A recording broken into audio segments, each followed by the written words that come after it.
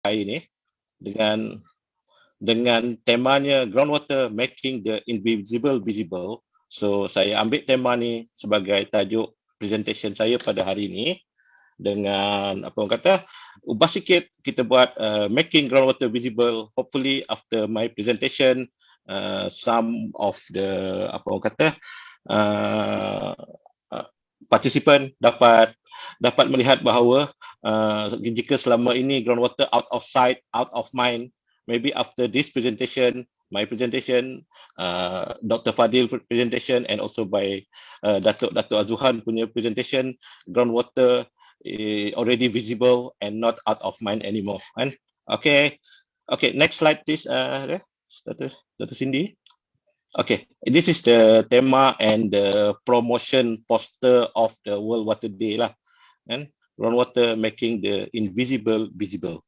Okay, and then after that, okay, maybe we go to the next slide.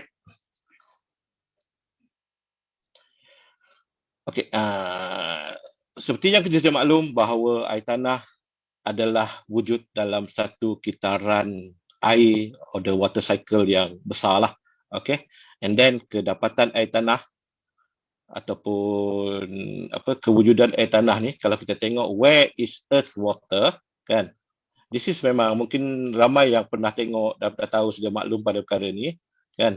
Kebanyakan air di total global water is made from the ocean lah, and then the percentage of it is around 97%, kan, and then the fresh water only made by 2.5% of total water in the world. Okay, and then kalau kita tengok balik daripada total fresh water yang cuma 2.5% tadi, okay, kebanyakannya wujud dalam bentuk glacier dan juga ice cap, kan, and groundwater adalah sebanyak 30.1%, dan surface water or other fresh water made only 1.2%. Okay, so daripada kita tengok bahawa groundwater tu sebenarnya wujud dalam keadaan yang sangat banyak di bawah permukaan, dan kebanyakan daripada kita masih lagi macam kes kita di Malaysia, kebergantungan kita kepada surface water yang cuma membentuk lebih kurang daripada 1.2% daripada fresh water yang sedia ada tersebut. Okay, next slide. Tengok next slide pula. Okay, this is the water resources in Malaysia. This is memang very famous lah, based on the study and IWRS, and then Prof Azuhan pun selalu mention this one. Annual rainfall, kalau kita convertkan kita punya average rainfall kita yang lebih kurang sebanyak 2,940 mm setahun tu, dalam bentuk dalam bentuk volume kita ada 970 billion meter cube, kan. But macam kita sudah maklum juga, evaporation di Malaysia juga hampir separuh daripada evapotranspiration, hampir separuh daripada tersebut. Maknanya tadi kita tengok daripada kitaran hidrologi, hampir separuhnya balik hilang ke persekitaran balik. And then groundwater recharge dalam lebih kurang sebanyak 63 billion cubic meter, dan juga the surface runoff 494 billion, dan surface artificial storage, maknanya dalam bentuk dam, empangan cuma dalam lebih kurang dalam 25 billion meter kubik. Tapi kita punya groundwater storage ada dalam sekurang-kurangnya 3,000 ke 5,000 billion meter cube, billion meter cube. Ini adalah kedapatan sumber air yang di air tanah di Malaysia lah. Kita boleh anggarkan bahawa storage groundwater adalah sebanyak lebih kurang 5,000 billion meter cube. Okay. Dan daripada satu kajian ringkas yang telah kita laksanakan, yang telah Nahrim buat berdasarkan surface water and groundwater availability using the flow duration curve in Peninsula Malaysia, surface water kita dapati ada sebanyak lebih kurang 265,000 mld, dan groundwater yang available adalah sekurang-kurangnya 40,000 mld. Okay. Okay, cuba kita pergi kepada next slide pula, kita tengok. Okay, this is kita pergi patah balik kepada basic lah. Kita selalu disebut apakah hidrogeologi, apakah orang kata hidrogeologi. Hidrogeologi adalah gabungan daripada dua perkataan, iaitu hydro dan juga geologi. So hidrogeologi adalah kita boleh rangkumkan sebagai satu bidang dalam bidang geologi yang deal dengan distribution and movement of the groundwater di dalam soil and rock, di dalam di dalam tanah dan juga di dalam batuan. So yang bahan-bahan yang mengandungi air ni kita namakan sebagai aquifer. Okey, dan kita banyak juga selalu jumpa juga ada groundwater hydrology, geohydrology, hydrogeology ni maknanya dia selalunya interchangeably lah, kan, selalunya orang bertukar-tukar lah, tapi apa yang pastinya kajian yang hydrogeology adalah related dengan kajian yang berkaitan dengan groundwater, air tanah. Okay, next. Okey, dan air tanah pula seperti yang saya mention tadi adalah air yang wujud di bawah permukaan bumi di dalam rongga-rongga batuan ataupun rongga-rongga tanah dan juga di dalam rekahan-rekahan batuan lah. Okey.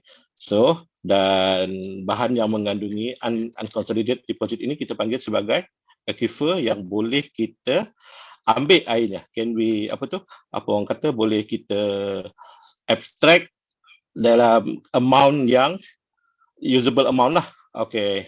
Okay. So next. Okay. The most important this untuk sempena orang kata tema groundwater making the invisible visible ni. And this is the very, very famous quote lah. Okay. We can't measure what we don't. We can manage what we don't measure, kan. And then sama juga kalau kita boleh tambah hari ni, we can manage what we can what we don't visible lah. We can manage and everything is invisible lah. So the most important thing is that information is a key to sustainable management of the groundwater resources. Okay, next. Okay, so this is saya ambil daripada promotion yang digunakan oleh UN Water sempena World Water Day ni. Okay, menyatakan bahawa groundwater is invisible secara nyatanya, tapi impact-nya adalah visible di mana-mana, ya. Kita tengok kalau di Malaysia mungkin kita tak perasan sangat bahawa kehadiran groundwater ni sebab kita menggunakan air permukaan, kan. Dan bila kita menghadapi musim kemarau yang panjang, barulah kita keep looking for the groundwater, kan. Okay, so normally biasanya dia adalah out of sight, kan, di bawah tapak kaki kita, dan juga dia adalah merupakan satu hidden treasures lah. Okey. Dan kebanyakannya seperti yang mention tadi daripada table tadi, kita tahu bahawa groundwater membentuk sehingga 30% daripada fresh water lah. Okey. Dan juga bila orang kata as a climate change getting worse, groundwater will become more and more critical. And then groundwater ni sepatutnya tidak lagi out of mind kita lah, maknanya sentiasa dalam minda kita bahawa groundwater adalah salah satu sumber yang sentiasa ada yang mampu untuk membekalkan air untuk bekalan ataupun kegunaan kita lah. Okay, next slide. Okay, dan daripada ni kita tahu bahawa kebanyakannya hampir 40% daripada 40% daripada irrigated agriculture menggunakan air daripada groundwater, dan almost 1/3 of the water supply yang diperlukan dalam industri jugalah. Ini tidak jauh bezanya. Mungkin di Malaysia penggunaan groundwater di peringkat irrigated ni memang masih lagi mungkin dalam amount yang sedikit berbanding dengan required yang air yang digunakan untuk industri lah.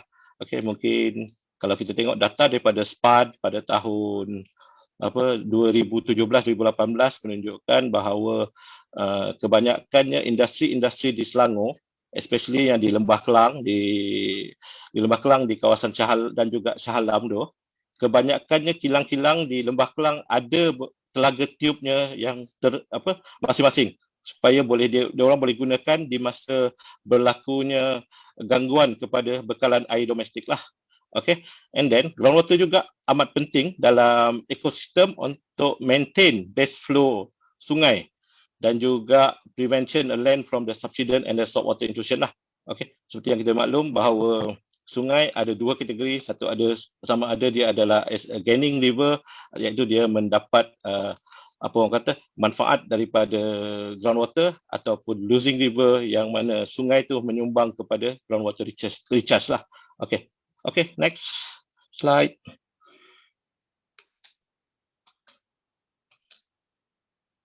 Okay, this is kita tengoklah how important the groundwater to the other part of the world lah. This is especially in India. Kita tengok bahawa pada musim kemarau kan semua orang bergantung kepada just the available sumber yang ada, dan seperti yang kita maklum bahawa kebanyakannya macam di India adalah kebergantungan kepada sumber air bawah air tanah ni adalah sangat pentinglah.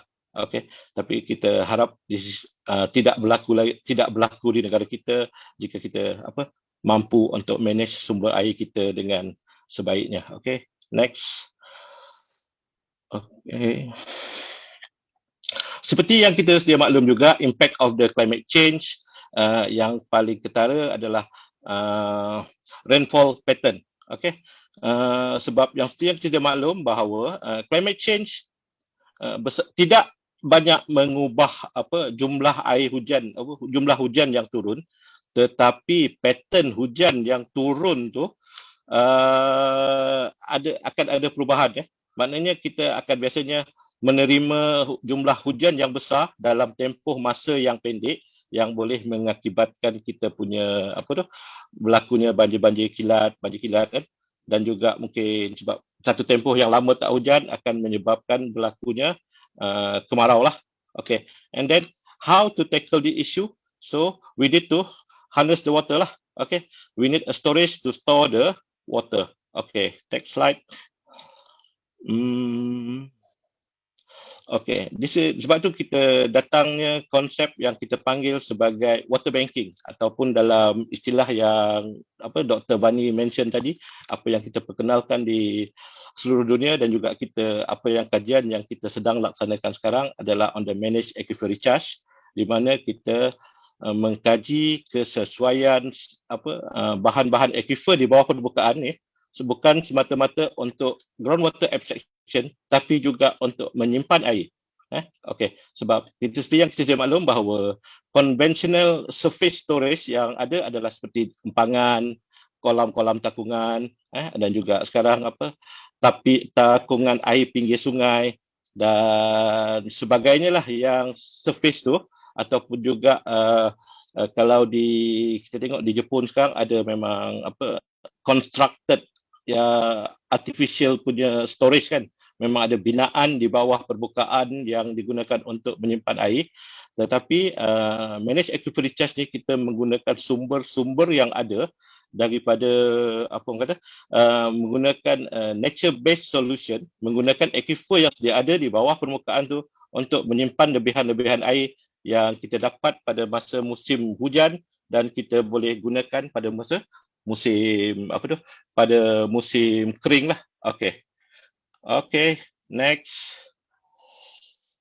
Okay, this is the managed aquifer recharge. Dia ada banyak jenis managed aquifer recharge yang boleh dilaksanakan, sama ada kita menggunakan satu telaga sebagai ASR atau aquifer storage recharge, ataupun ASTR aquifer storage transfer and recovery, ataupun kita gunakan collection tank, dry well, artificial gallery, and so on lah. So the kajian-kajian ini memerlukan satu sistem ataupun banyak kajian-kajian yang lain yang terlibat, sebagai contohnya hydrogeological assessment, hydrology assessment, environmental risk assessment, dan juga lain-lain aspek lah. Okay, next.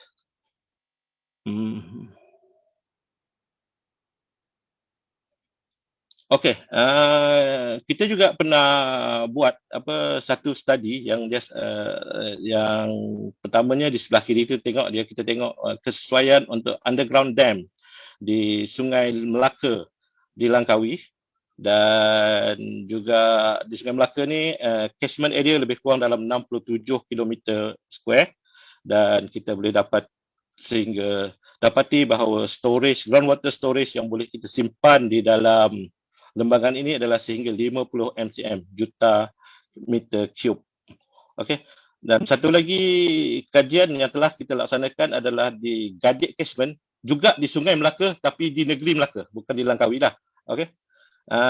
Ini catchment yang lebih besar, 664 km square di Melaka, pada Melaka River Basin lah. And then Gadik sub catchment area ni dalam lingkungan lebih kurang 139 meter cube, tapi aquifer dia lebih nipis, dan groundwater storage yang boleh kita simpan di kawasan ni adalah sehingga 21 mcm lah. Okay, so mungkin bukan semua kawasan perlu underground dam. Maknanya kita perlu buat satu takungan macam surface dam tu.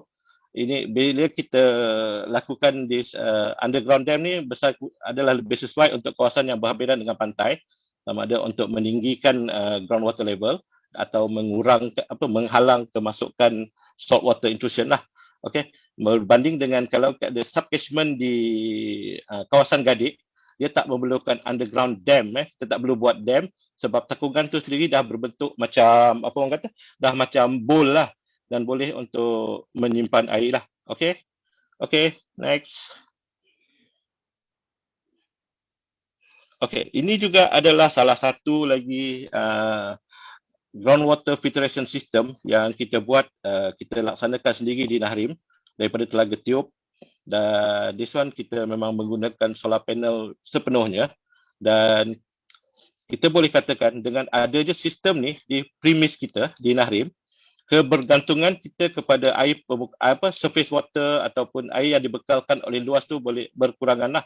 Dan kita telah berjaya menjimatkan bil air di Nahrim, especially untuk kegunaan domestik sahaja kan, less than almost half lah daripada bil yang sedia ada. Dengan sistem yang kita bangunkan ni adalah menggunakan menggunakan solar panel, tenaga daripada solar panel sepenuhnya, dan dia boleh beroperasi 24 jam. Maknanya pada masa siang dia menggunakan sepenuhnya solar panel, dan sebelah malam menggunakan bateri, tenaga daripada bateri yang disimpan lah. Okey. Okey, next slide. Okey, with that saya ringkaskan dahulu di sini untuk untuk kali ini. So walaupun seperti yang saya mention tadi, mungkin orang kata groundwater tu tak kelihatan, tapi impact-nya kebanyakannya visible lah. Kalau bukan di negara kita, kalau di negara-negara lain, especially di semi-arid area, dan impact of the groundwater ni memang sangat sangat penting lah dalam kehidupan seharian mereka. Dan juga kalau kita tengok daripada SDG yang dikeluarkan oleh United Nations kan, Sustainable Development Goal, SDG 2 on the food security, dan juga SDG 6 water and sanitation kan. Dan salah satu daripada yang amat penting, especially dalam food, adalah keperluan air untuk tujuan irrigation, dan juga dalam clean water adalah untuk air tanah untuk membekalkan air kepada semua orang lah. Okay, with that I conclude my presentation. Thank you very much for your attention. Okay. Thank you very much, Professional Geologist Ismail.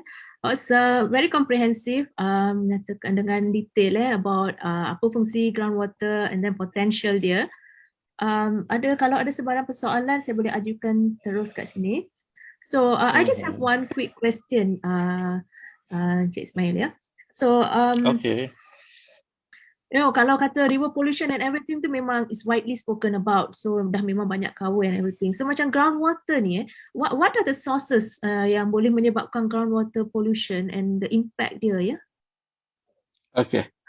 Groundwater pollution kebanyakannya sebenarnya dia sedia maklum bahawa as compared dengan surface water, pergerakan groundwater ni adalah memang sangat lambat lah berbanding. Sebab itu kita kata air yang mungkin daripada deep aquifer tu kemungkinan berumur, orang kata umur sehingga 100 tahun berbanding dengan shallow aquifer yang umur dalam 10 ke 50 tahun kan. Okey. Oleh kerana pergerakan contamination ni di dalam air tanah ni adalah lambat. So chances untuk berlakunya pencemaran kepada groundwater ni adalah adalah tipis lah. Sebab biasanya kita boleh kesan kiranya kita ada sistem pemantauan yang sistematik. Kita boleh kesan awal pencemaran ini sebelum dia memasuki kepada kita punya aquifer system lah. Okay, so kita boleh katakan impact pencemaran kepada groundwater ni adalah boleh katakan kekawal lagi lah. Kalau ada isu on the groundwater is groundwater quality itself.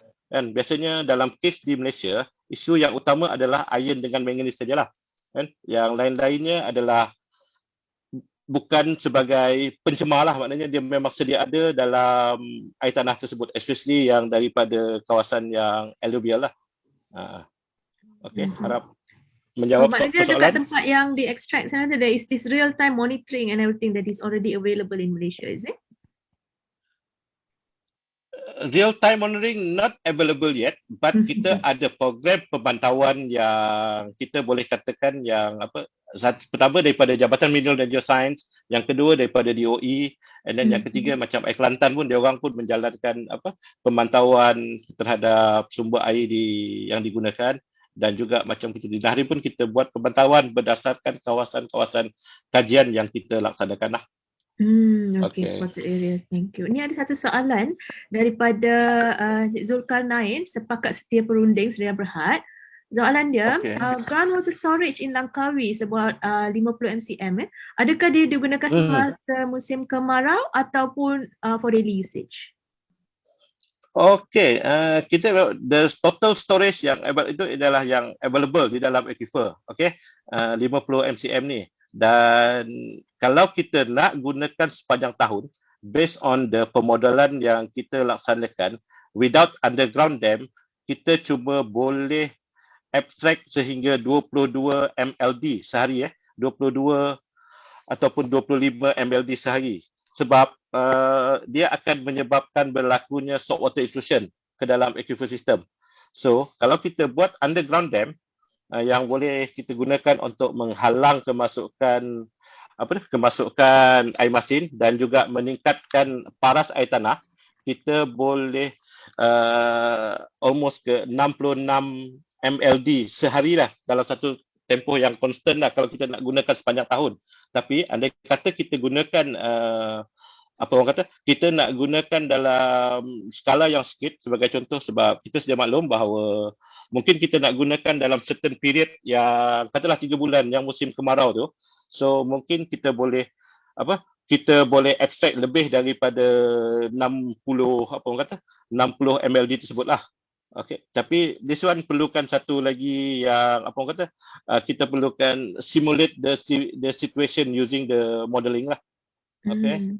Okay, ini ada satu soalan yang berkaitan juga about the carrying capacity from Encik Faizal. Dia kata bagaimana kita mengukur keupayaan ataupun capacity, the carrying capacity for groundwater suatu kawasan, and for example the storage capacity untuk negeri Selangor and negeri lain. Dan soalan kedua dia, adakah penggunaan groundwater secara aktif akan memberikan kesan terhadap ekosistem yang sedia ada yang akan mengganggu pada kesuburan tanah di kawasan tersebut. Dua soalan, physical and storage. Okay, seperti yang saya mention tadi, apa yang paling penting yang kita lakukan dahulu adalah satu hydrological study untuk kita tentukan ada tak sumber air tersebut dan berapa yang dia secara naturalnya recharge ke dalam air tanah supaya kita boleh dapatkan satu sustainable punya yield lah. And then yang kedua, hydrogeological study untuk kita tentukan ciri-ciri hydraulic properties of the aquifer tersebut, sama ada dia boleh tak untuk simpan air, ataupun kalau boleh simpan air, berapa yang boleh kita simpan dan berapa yang boleh kita keluarkan. And then sebab itulah kita perkenalkan this one, manage aquifer recharge ni, supaya kita nak menghindarkan bahawa kita bukannya semata-mata mengabstract air itu keluar, tapi kita juga imbuh balik, maknanya dia macam itulah that's why come the words of the water banking kan. maknanya kita ada simpan, baru kita boleh keluarkan, kan? So this akan mengurangkan impak kepada ekosistem lah, dan benda ni jadi dia tak akan mengganggu kepada kesuburan tanah apa semua. Bila yang menyebabkan berlakunya gangguan kepada ekosistem ni adalah orang kata pengepaman yang berlebihan, yang yang tidak mengikut keupayaan ataupun melebihi keupayaan sebenar equipment tersebut. Itu yang menyebabkan berlakunya kegagalan ataupun perubahan kepada ekosistem lah. Okay. Okay, thank you very much for explaining to us very well about when kalau over extraction berbanding dengan the recharge rate and the effects towards the environment and everything. So yep, thank you. And maybe for those who have any questions, you can keep on asking here in the chat, and yang kat live SP pun boleh teruskan bertanya di live FB, di mana panel dan member ahli jawatan yang terlibat akan ajukan soalan kepada panel kita. So let me move to our next panelist yang akan share kepada kita from a different point of view pula, ya. So our next panelist is Professor Engineer Dr. Mohd Fadhil, and he'll be sharing to us about University Showcase and Living Laboratory of Groundwater Resources. So before I pass the floor, I need to take this privilege to introduce Professor Engineer Dr. Mohd Fadhil, ya. Is one of the key researchers in transforming the agenda of sustainability in many fields of expertise. His fundamental principles are to engage all types of niche area to work closely in environment and sustainability. And then for the past previous years, he assisted in research work in biotechnology, water and wastewater technology, and environmental sciences and application. He has received more than 10 international awards and managed to secure more than 4 billion ringgit in national and international grant as a key researcher. And until now, he has published more than 180 index papers and presented in over 200 conferences, more than 10 book chapters, and the list goes on. And his sustainable work covers widely aspects, particularly on management in environmental sciences and application, environmental management system, EMS, environmental impact assessment, EIA, risk management, and sustainable and construction-related projects. And his subject actually focuses more towards the development of engineering aspects such as membrane technology, sludge treatment, recovery, and reuse of water, and innovative decision-making in sustainable environment. And currently, his role as an academician in academic administration work is serving as a sustainable action plan in the campus, and is very passionate in creating research and diplomatic committees in the sustainable framework. And he's also a professional engineer in practice from the Institute of Engineers Malaysia, IEM, and Board of Engineers Malaysia, BEM, related to water and environmental engineering. And so today, Professor Engineer Dr. Mohd Fadhil would be sharing to us on university, the task of university to showcase and as a living laboratory groundwater resources. Professor Dr. Fadhil, virtual floor is yours. Looking forward to hear from you. The moderator, Dr. Vani. It is a very lengthy introduction. I think I not deserve to have a very such of the words, but I try to make myself that everyone will get a benefit from what the sharing is for today. So I do hope that everyone can see my slides over here. And I hope that this is slightly different based on what we are just right now talking about the what we call the groundwater from the invisible to visible. So what I'm trying to do today is to make sure that myself clear to everyone here that the visibility here is not only because of the water itself, because for today, World Water Day 2022 is actually focuses on the groundwater, but of course it's something germs. It's a kind of what we call that the prices, the important things that we have to acknowledge that there is something behind underneath, right? So that's the things that I'll try to make sure that the contributions from the what we call that the university as a higher education institutions, that of course we are actually developing and generating our talents, our researchers, our expertise from the university. So that's the things that why we are supporting the idea on the groundwater resources. The groundwater itself is a resources, but the resources that we are developed right now is actually another resources. So because of that, in sustainability, I would like to remind myself, this is the most important things. And why sustainability is coming into the picture? Because of we are support each other. We are synergizing all the factors, especially when we talk about the water. And of course, water is not only because of it is coming from the God, it is also available everywhere, but it is something that we have to protect and conserve.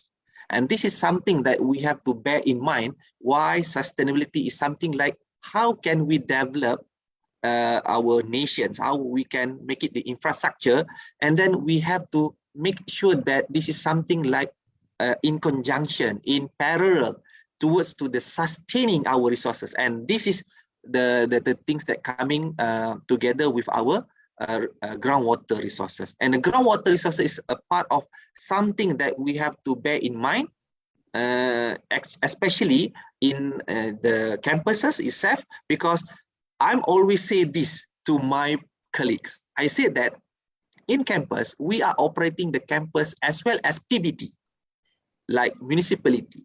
And we also need to manage our own energy, our water, our waste, something like that, right? And because of that, we are developing this idea. And this idea is not only because of we as researchers, especially in university, we have so many research and also experts regarding to different kind of areas and also some engineering aspects, but also how this will be impactful back in the campus, impactful back in our institutions. I think this idea can replicate to other institutions who are actually working passionately in the sustainability. And this is the reason why maybe in several decades, we having problems, especially we already have a lot of policies, what we call that, some kind of, garis panduan, the things that people will follow, and these things maybe the idea how to implement this. And then yet we don't have realized it in a very what we call practices in terms of the practice and implementation. So this is the reason why we're coming to the idea on the what we call that showcases and living laboratory. And living laboratory, it means that when we talk about the water, this is the get involvement in terms of water. Of course, in our campus, in our institution, in any kind of institutions, you need to manage your own resources. The resources is always that we are getting from others, right?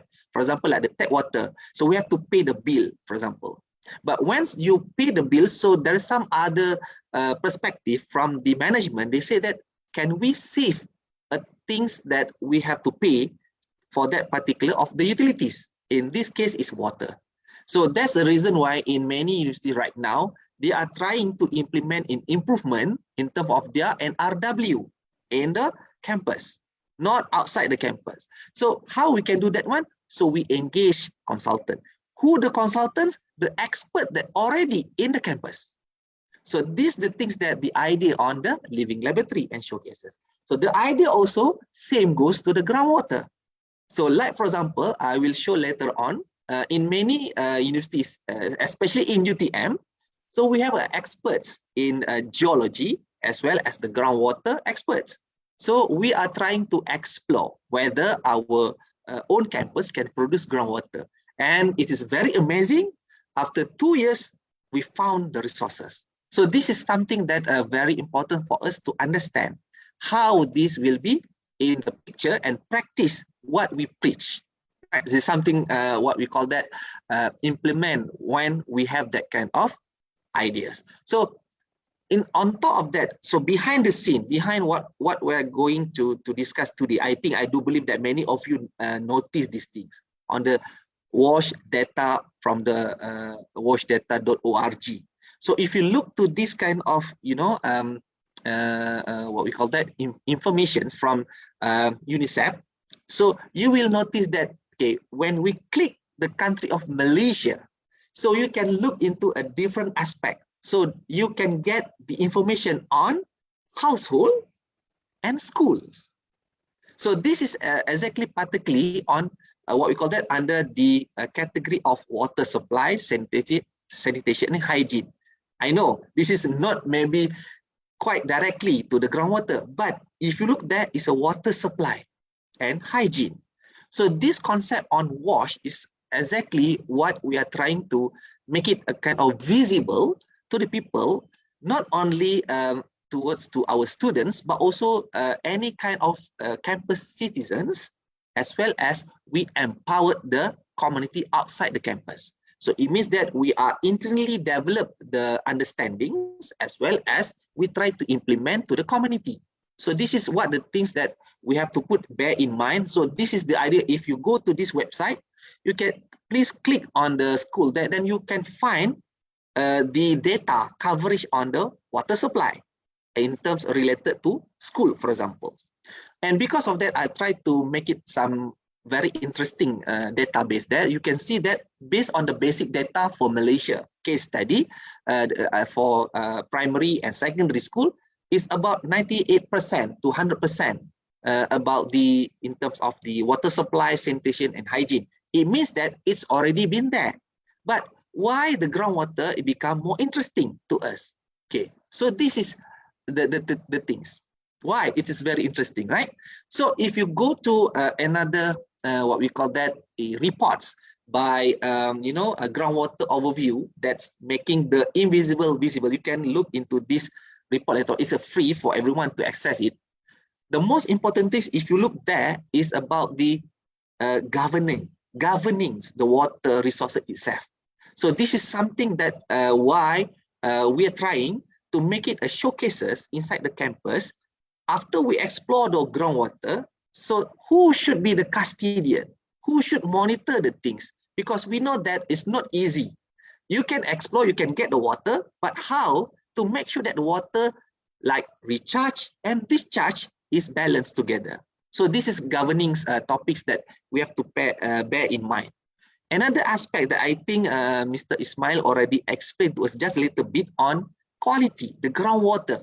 So we are so lucky that there are some other opportunity for us to do a kind of, okay, this is something that we have a showcase inside the campus. So we monitor the water. Yes, we get the water, but what the quality of the water? Is it good for us to go for drinking or potable water, or is this exactly for some other purposes, not for the drinking?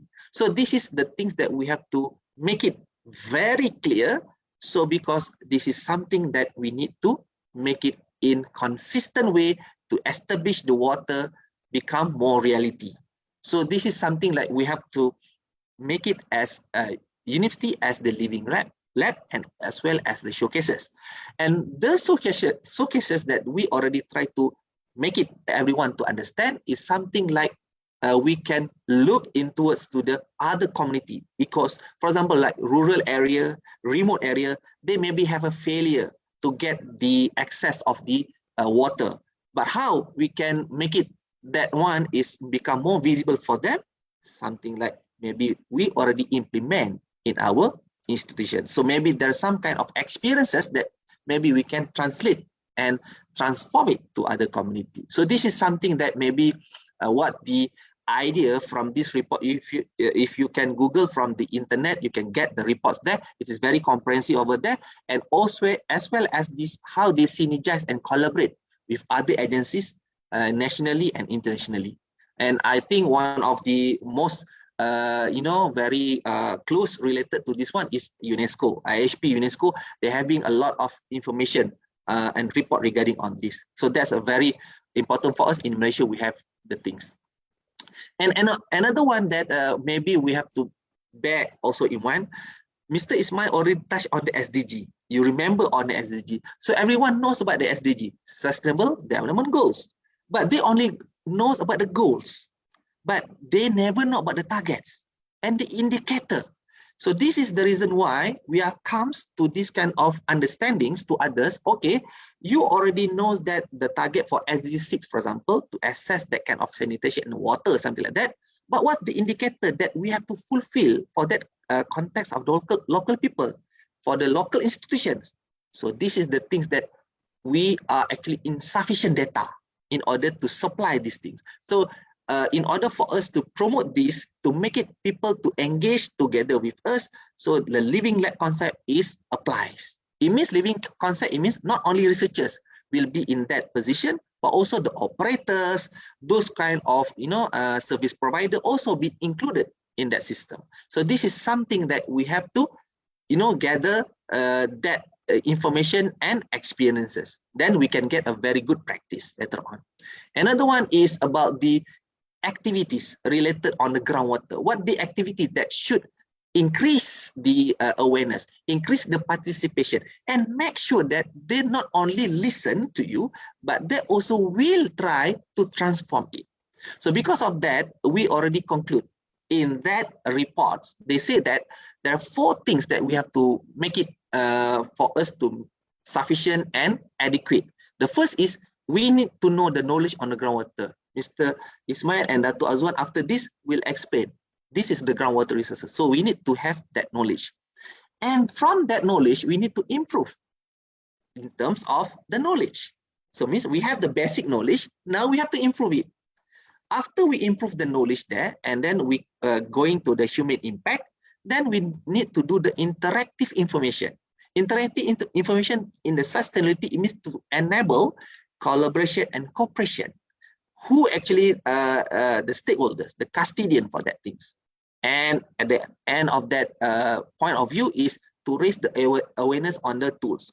For example, like today, we having a webinar, we having an event, for example, so we distribute that kind of understandings and some kind of the campaign and awareness related on the groundwater. So if we have these things, so then we can make it living laboratory, not only in the campus, but also outside the campus. So this is something that relevant for us to make sure that we understand the figures. And because of that, we are very much appreciate that in our examples of the outcomes, the core value of the higher education is to engage research, operation, and academic together. At the end of the process, then we can do a sustainable project related to the groundwater. So in this case, for UTM, we already have an 8 living laboratory, and groundwater is fall under the category of living lab 8 under the campus biodiversity. Why? Because yes, we need to get that kind of other resources or alternative resources, but we have to protect our biodiversity. This is something that maybe relates to what the activity may be later on if we are pushing for the sustainable in any method. Okay, so next is what these ideas in terms of, in some other universities, they already have these things, but in UTM, we are much pleasant to have this kind of river. And because you know that in UTM, we have a hutan rekreasi, and they also provide us some kind of water storage. And very interestingly, the groundwater is also coming from this place. So because of we are covering with 40%, 45% of our green area, and we also some other hilly part in UTM, especially in Skudai Johor, and then we already explore those groundwater resources. So because of that, so we integrate together, so making the visibility of the river trail. So this is also connect to our Denai Sungai Kebangsaan. Okay, another one is the SDG, already mentioned. I don't want to make it very long discussion on this, but the most important thing, if you look in terms of why SDG is important related to the groundwater, making it is visible, because we need to reflect ourselves based on the indicator already stated in the SDG. So people sometimes they don't really aware what the indicator there. So but in sustainability operation and services, you need to know whether you already achieve that kind of target to make sure that 5P is achieved, especially people's. So this is something that we need to do some reflection and improvement. Okay, and then this is one of the activities. Thank you very much to ProAzmi, because ProAzmi also collaborate with Riverdale program on making some treatment floating wetland for our river. This is one of the example of the activity by the students, from the student to student, something like that. And then we also have a plugging program. This is volunteers inside the campus. And this is one of the part that how we engage the showcases for them, and then we try to visual what the things that we have in the campus, so they will appreciate later on. Okay, and then of course that what I promised just now. Thank you very much to the team of Geotropic, Professor Eddie. His team is already explore the things of the groundwater in the campus. They have a lot of news and already established since 2018. And at this moment they already produce a kind of research project together with Iskandar Malaysia, generating any kind of resources for the groundwater, as well as to get the data geospatial, especially in Johor. And thank you very much again for them, because from his contribution and his team contribution, now you can see that we can save our UTM water bill. So once it been implemented there, one of the main criteria is to make sure that we can do the NRW first, to reduce the NRW in the campus. Another alternative is to get the resources of water. And the water right now, they are focusing into bottling the water, but in terms of the long run, so I said that maybe what you can do is something like to recharge back or to transfer it back to our water storage that we already have in the campus. So that's the reason why in the significant study, they already calculate that it can have around 600,000 liters per day in order for them to get a huge quantity. But of course, this is not altogether we can reach that kind of water, but this is something that we can appreciate later on. Okay. And then last but not least, I think I don't have much time. This is one of the things that very important for everyone to understand, especially in IPASA. They already have one project in Cambodia. Thank you very much to Prof. Rahim, Prof. Zulkifli, and Prof. Azmi. They already have this kind of one of the project in Cambodia in order to monitor the water, the groundwater, and the issues there is because the arsenic is very high.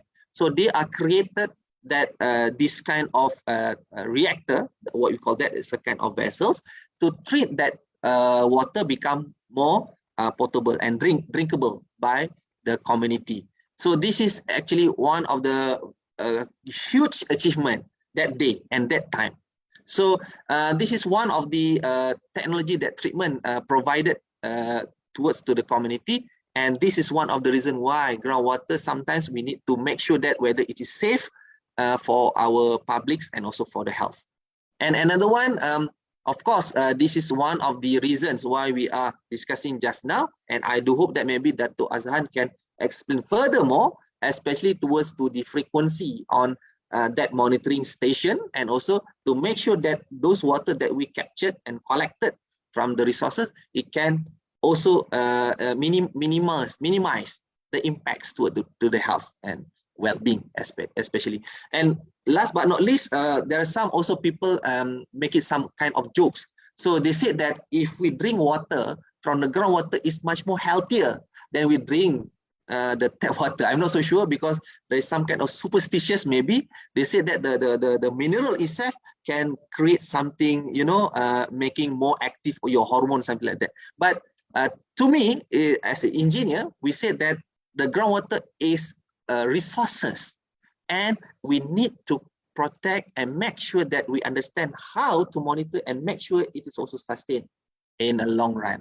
So that's all from my point of view. Dr. Vani, back to you. Thank you.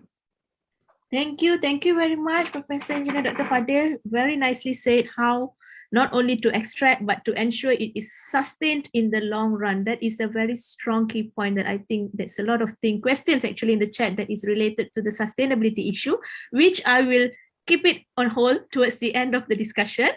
And without further ado, I would like to hear more about, when Dr. Fadhil said, it's a belief that groundwater is healthier or not. So let's see what Datuk here have to say, whether he says that groundwater is actually naturally better. So without further ado, I would like to pass the floor to Datuk, but I need to introduce him because his write-up, his biography, his adventure and his path towards this field is very, very worthy that I have to share it to all of you about our distinguished speaker here, Datuk Engineer Dr. Azuhan Mohamed. Okay, he's actually the General Manager of IPASA Kelantan Sdn Bhd. He received his BSc degree in Civil Engineering, majoring in Hydrology and Hydraulics Engineering from the University of Newcastle upon Tyne in UK back in 1981, and his Masters in Hydrology and PhD in Civil Engineering, also majoring in water management from University of Birmingham. And then he joined in public service as a civil engineer in Groundwater Unit, Drainage and Irrigation Department DID Research Station. Later, he joined in Irrigation Division and Corporate Development Division DID Headquarters. He was registered as a professional engineer with the Board of Engineers Malaysia, and he was also registered as a professional geologist with the Board of Geologists in 2007, and awarded as a certified groundwater professional by the Association of Groundwater Scientists and Engineers based in Ohio. And he is the first certified groundwater professional, CGWP, in Southeast Asia. All right.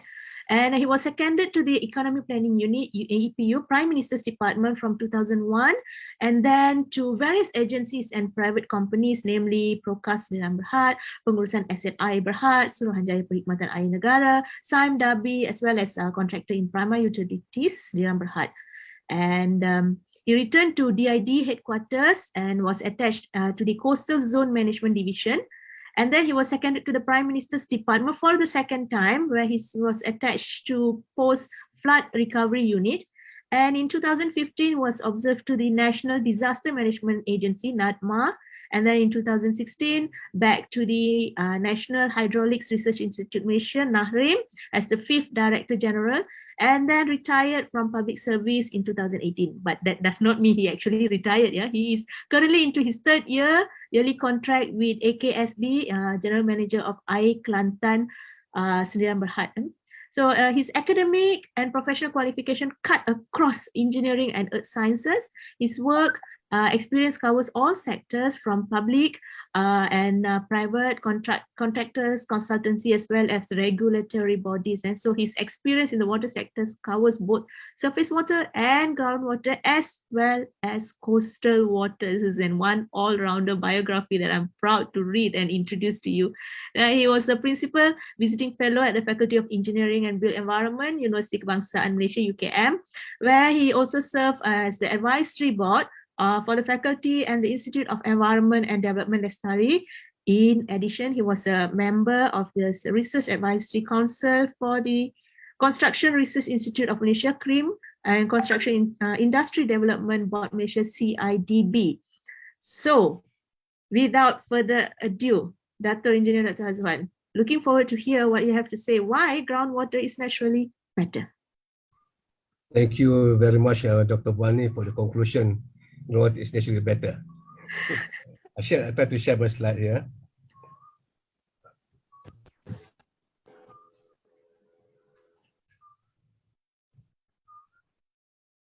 So is the slide okay, Dr. Vani? Yes, clear. And your voice is also clear. Thank you very much. So this is the content of my presentation.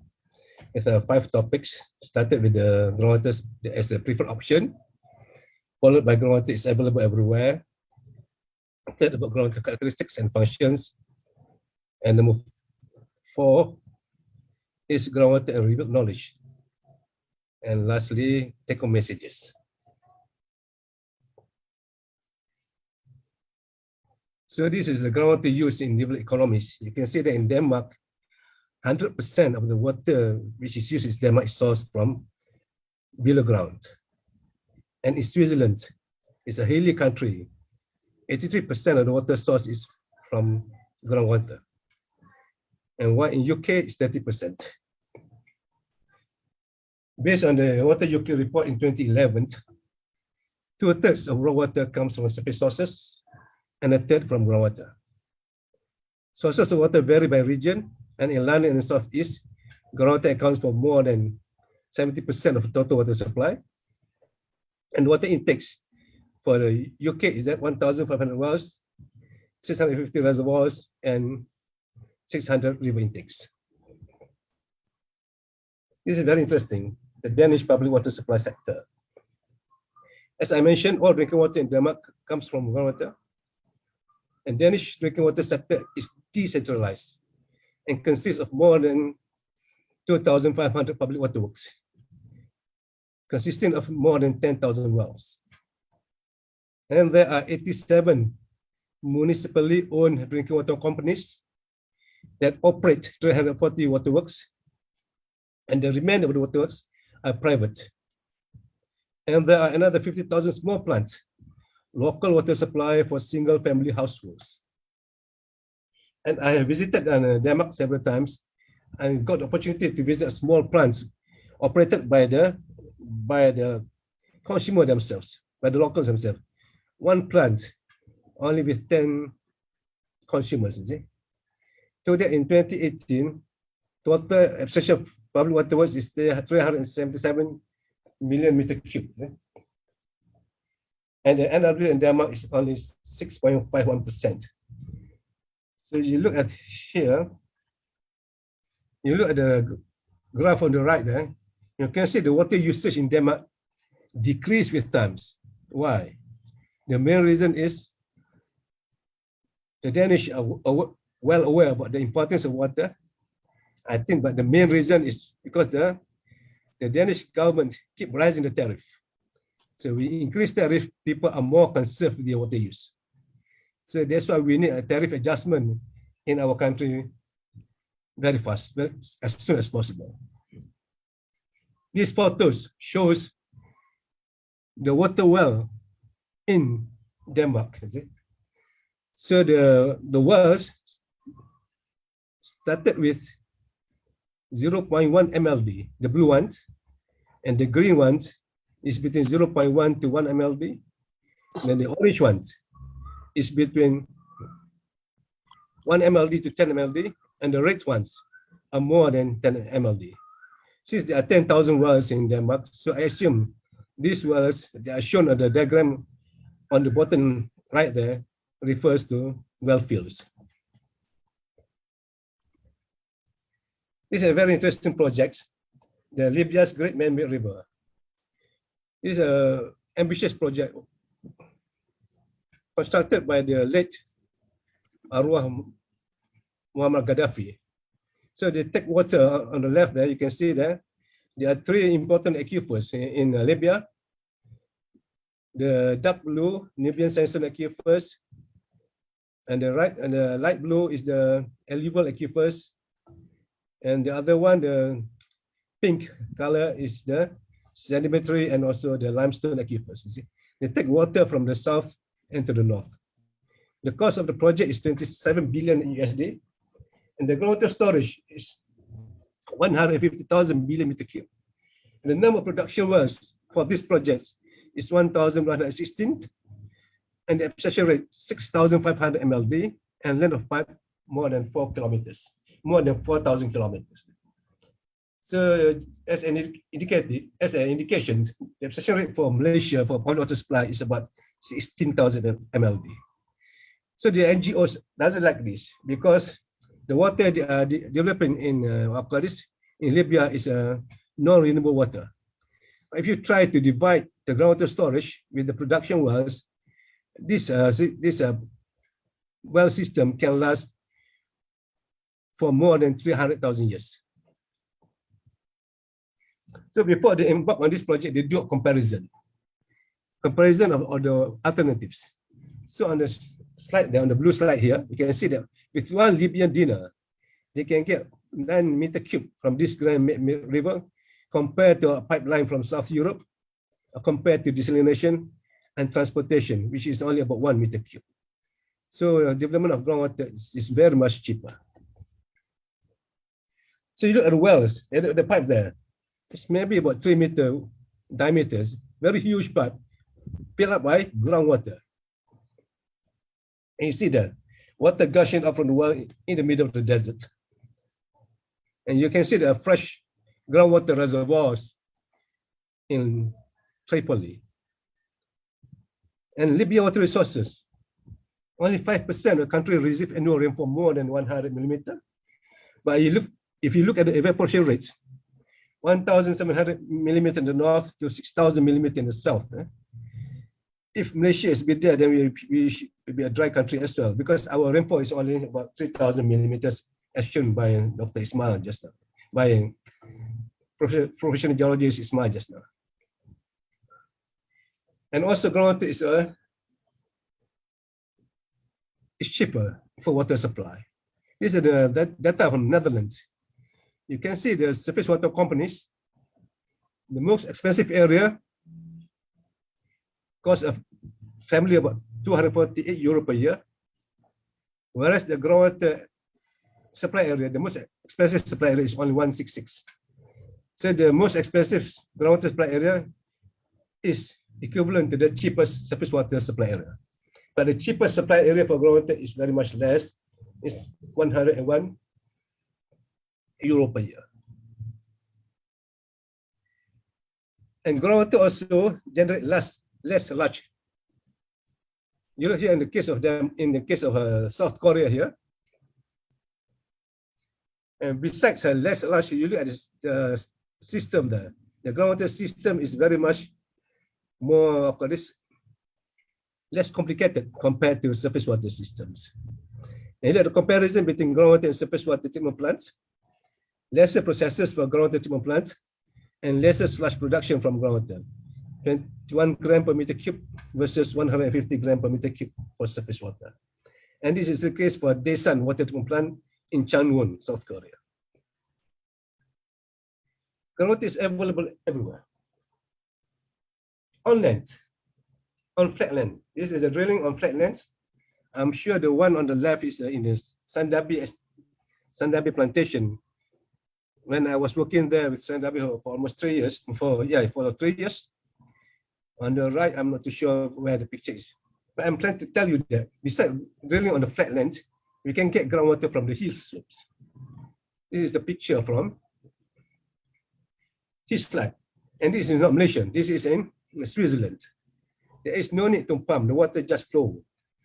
They drill a well into the hill slope, they intercept the springs. So the water come out through these slanting wells by gravity. And water is also available at the coast. You can see it there. You can drill at the coast and get fresh groundwater. This is how it happens. You can see there. There's on the picture, on the graph there. Sorry, on the diagram there, we can see the fresh groundwater discharge to the sea. So you hook your drilling a well just close to the coast, you can still tap the fresh groundwater. But if you go deeper, you may get the saline water. The other part that I want to share to you is the offshore development of fresh groundwater. This is from a paper by Musdorf and Ohler in Earth Science Reviews 2017. The title of the paper is Society Use of Fresh Submarine Groundwater Discharge and Overlooked Water Resource. You can see that there are 40 locations, at least 40 locations on the earth where people develop offshore fresh groundwater resources. It can be done. Next slide, I can show you how it occurs. Millions of years ago, during the ice ages, the ice sheets lock up much of Earth's water on land, and at that time, the sea levels were much lower. Later on, when all these ice sheets melted, the sea level rose, and we can see that the land is now below the surface of the sea. You can see the blue slanting lines on the ground there. These are all the aquifers. Shown the 3 aquifers. The first one is unconfined. The later 2 are confined aquifers. So if you hook a well inside this kind of formations, you can get fresh water from the sea. So I hope those states in Malaysia which are lacking in freshwater resources because of no space for drilling, or because of there is not enough rivers in their state, they can go to the sea and get the fresh groundwater. Groundwater characteristics and functions. These are the groundwater characteristics available when needed. Universal access. Groundwater is naturally protected, safe and stable quality. As shown by Saudara Ismail, the storage capacity is our largest freshwater reservoirs. And also, groundwater provides for environmental flows for wetland and river-based flows. You look at the waterfall there. If there is no rain, the waterfall is still flowing, but very low quantity. It shows that all those water are from groundwater resources. So these are the functions of aquifers. Aquifers are natural capitals. The supply functions. Aquifers supply water to wells and springs, as well as surface water bodies. And the pipeline functions of the aquifer transmit water from one location to another. And the mining function of the aquifer, groundwater can be mined like minerals, and the filter plant functions. As water flows from the ground surface to the water table, the unsaturated zone acts as a waste treatment system. And as water flows, groundwater flows from the high ground towards the sea, the passage of water through saturated zone improves the quality. Energy source function, we can use groundwater for heating purposes. And the storage function, as mentioned by Saudara Ismail about the MAR, managed aquifer recharge. Groundwater reservoir with unused storage capacity can store water from wet periods for use during time of drought. So what I'm trying to show you that what I'm talking here is compatible with what revealed in the Quran. So I'm not talking nonsense here. And groundwater is part of the water cycle. And we send down water from the sky according to due measure, and we cause it to soak in the soil. And we are certainly able to drain it off with this. So this is the water cycle telling us that water infiltrates into the ground and stored in the ground. Besides this verse, Surah Al-Mu'minun, verse number 23, is a similar verse. No, sorry, this is another verse. And this is another water cycle here. You can see that, see you know that God sends down rain from the sky and leads it through springs in the earth. See? It's from Surah 39, verse 21, Az-Zumar. And groundwater is for our human consumptions. Because I still remember when I was with Samdabi, there are NGOs who oppose the Samdabi projects. See? Because Samdabi tried to be the champion for groundwater in Malaysia, similar to Petronas, the champion for oil and gas. Here, the NGOs mentioned that we got to conserve groundwater for future generations. And remember, when Moses prayed for water for his people, we say, Allah said, strike the rock with your staff, then gush forth therefrom 12 springs. Each group knew its own place for water. Surah Al-Baqarah, verse number 60. There's a similar verse in Surah Al-Araf, verse 160. The next one is occurs with the Prophet Ayub alayhi salam. Stuck your foot, here is water where to wash, cool and refreshing, and water to drink. So God provides groundwater for our consumptions. Mountains are our sources of fresh water. This is clearly stated in the Quran. And we made bearing mountains standing firm, lofty, and provided you sweet water, fresh water, and wholesome. Verse 27, Al-Mursalat, Surah 77. And the mountains. This is not relevant to Malaysia. This is in cold countries. In cold countries, the snow is a source of fresh water for them, and the snow melts during the summer. And in our country, is the green. The green mountain is the source of water. The barren mountains is not a source of water for our country. Mountains are sources of fresh water. This picture is taken in the Himalayas because one of my colleagues, engineer Ui, try to conquer one of the mountains in the Himalayas. He knows that this site will be very important to me. So he took this photo and took back to me. You can see that we need to conserve the forest not just for freshwater resources, it's also for groundwater resources. We can see the picture there. the trees. Water is infiltrating into the ground through the roots. Save water before it's too late. Underground water is a precious and limited resource. Please use it wisely. Say the panel there. So this is why the trees recharge the aquifer system, or provides water to the rivers and also reduce flooding. The leaves intercept rainfall and delay and reduce runoff to the river. The evapotranspiration reduces the amount of water reaching the river. And the undergrowth reduces erosion and delay, as well as a reduce runoff to the river. And the roots delay through flow of water to the river. And the roots take up water and so reduce the amount of water reaching the river. And root channels provide pathways for the water to infiltrate and percolate the groundwater body and so reduce the amount of water reaching the river. So the trees have three functions at least. First is to reduce runoff. Second is to reduce flooding. And third is to provide water to the rivers. Sorry, fourth function, the last function is to recharge the aquifer bodies. So Professor Dr. Zul doesn't like trees. They say trees consume a lot of water. That was maybe 30 years ago. Now I think he's changed his mind. And also aquifers reduces flood.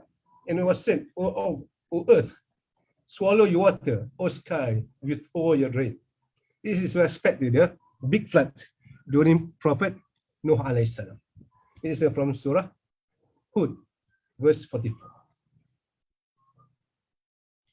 Take home messages. This is the thing that we need to take home from this seminar.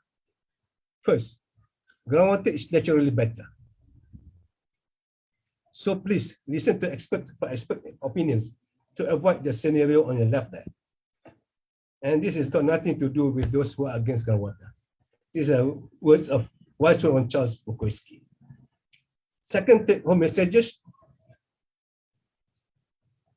is the solution to our water crisis is under our feet. Sometimes we are standing on our solution without knowing it. This is shown by Dr. Saudara Ismail, but it's not explained that well, is it? So this entrepreneur would like to develop this area, to do a business in this area, and bring a civil engineer. So the civil engineer say, no, not enough water, you cannot do development in this area. But if you have brought in a hydrogeologist, you can see that there's a lot of water there. This is from the IEH Netherlands chapter. This is the third take-home message. Smart city develops groundwater. There's a cartoon here. This is from US. We don't have metro, 4G, or e-governance. We call us smart city because we still have groundwater. We never know the worth of water till the well is dry. This is Thomas Fuller. Thomas Fuller is a British historian and also writer. So why the well is used that instead of river? The dam reservoir is dry. The well there's still water in the well. And the best well on earth is Zam well. So it's true. Groundwater is much better than surface water for our health purposes. So I hope Professor Fadhil, you agree with me that the best well on earth is Zam well. And in hereafter, in the heaven, the best well is Al-Kawthar. So all the best water on earth and the best water in the hereafter is still groundwater. This is the last take-home message. So which of the favors of your Lord will you deny? So I hope after this, there is no more enemies to groundwater. This is from Surah Ar-Rahman, verse 13. So this verse is repeated 30 times in Surah Ar-Rahman at 13 verses. So which of the favors of your Lord will you deny? So please honor God's gift. Respect water, irrespective of whether it's a surface water or groundwater. And don't waste water, whether it comes from surface water bodies or from aquifers. And don't pollute water, whether it's just stored above ground or stored below ground. With that, thank you very much. Back to you, Dr. Vani. Thank you very much, Datuk, sharing to us about why groundwater is naturally better. But there's a lot of arguments and everything that maybe it's better because it's naturally there and it's better to be left naturally there and not being exploited and everything. Well, that is what we are going to discuss here about. Before I have my questions, I actually have quite a lot of questions from the floor for all of you. So let me just go through the questions from our audience here, Datuk and Dr. Fadhil. The first one, let me just read it to you. Hi everyone, I'm Lim from Sepakat Setia Perunding, Sdn Bhd, authorities in Siem Reap, Cambodia.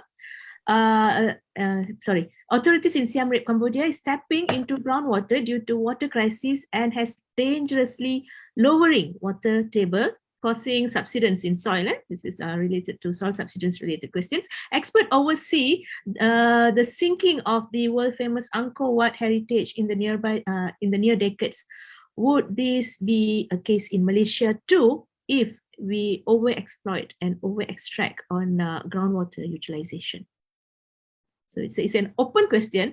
Maybe I can open to Datuk first on the field person, and then next to Dr. Fadhil on the sustainable perspective. Datuk, your camera is a bit dark. Is it possible for you to adjust the angle? I'm looking at a shadow here. Very much better. Yes, back to the lights. Okay, thank you, Dr. Vani. So for subsidence to happen, there are two things. First, there must be over abstractions. And this over abstraction must be over a prolonged period. And the second thing is that the geology permit it to happen. So the famous incident of subsidence is in Bangkok, because we can see the stairs to the house are below the doors. You got to climb up to your house. So to avoid all this, we need to have the groundwater need to be properly managed. We need to be developed by experts.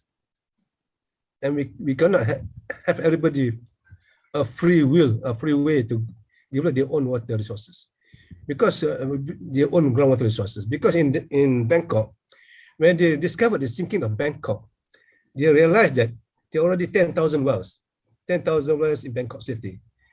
The way why it happens in Bangkok, because the Bangkok water supply is very, very slow in giving supply to the developers, to the business community. So the business community have their own wells, because due to this over abstraction over prolonged period and the geology permitting subsidence can occur. So in order to avoid subsidence, totally avoid subsidence, please go for deeper wells, especially in the hard rocks. Try to avoid unconfined aquifers, sandy river. Go into the hard rocks. By going into the hard rocks, God willing, there'll be no subsidence, inshallah. Thank you. Dr. Fadhil? I think in terms of the engineering purposes, so that the things that why we need to make it the design and those kind of application later on will not collapse each other. So this is something that we need to have the experts in that position. But if we look deeper on that particular, especially when we come with this sustainability, I always mention that the indicator. So we can manage, we can develop, but how we manage it. So that the things that when we are focusing in terms of especially a specific location, so that the reality that we have to knows that how this kind of policy then comes together with the budgets allocated for certain places for them to explore the groundwater, and then they must have one of the vision that is on how this will responsible for those kind of engineering perspective. Like for example, in terms of the subsidence of that collapse of the water itself, the water quality itself, and maybe there is some kind of consistent production and recharge and discharge, something like that. So another aspect that we have to look in terms of the governing that groundwater. So governing the groundwater is not so easy. You know why? Because of course, in Malaysia, if we're talking about Malaysia case scenario, so of course there are some other agencies related to that. So we need to ensure that this body, they must have a very consistent in terms of the implementation, and also how this can work together with other agencies. And another aspect is to make sure that is understandable by other stakeholders. Because I saw that one of the case studies, especially if we're looking into the Cambodia there, the area, the remote area, I think in Malaysia also have the same things. So if the people can drink the water is odorless, no smell, for example, the tasty is good, something like that, so they just drink. For example, in the case of the arsenic, so arsenic, there is no odor, smells. So people think that it is healthy to drink. But in reality, it is high in arsenics, then it causes another health impact. So that the things the expert must come in and to do a kind of investigation first. So means that the groundwater must have a kind of responsibility. Yes, we know that we can explore, but we need to ensure that this is for what kind of purpose.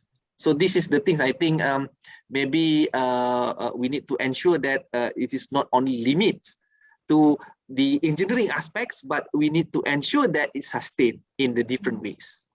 Yeah, so Dr. Fadhil highlights on the quality of the groundwater itself, and then Datuk mentioned on the quantity, not only on the quantity of extraction, but also on the numbers of boreholes and wells that is extracting, when it goes beyond control. So this is where the question or the topics on rules and regulations comes in, which is related to our next question actually on kawalan dan undang-undang kat sini. The question is from Zenorizam from MYSA. So said, kawalan atau undang-undang kebenaran pengekstrakan air bawah tanah yang berskala besar dan berterusan perlu ada bagi mengelakkan impak atau penyebab kepada pemandatan tanah aquifer yang memberi kesan kepada penyusutan paras tanah di permukaan, sekaligus akan merosakkan struktur dan infrastruktur di permukaan serta boleh mengundang peningkatan paras air meluas, terutamanya jika hujan ataupun banjir. Contoh krisis yang sedang berlaku adalah di Jakarta akibat pengekstrakan berlebihan bagi tujuan domestik, boleh dijadikan rujukan atau kajian kesan kepada negara dalam tempoh jangka masa panjang. So when it comes to rules and regulations, how is the Malaysian rules and regulations with regards to licensing for groundwater extractions? Datuk?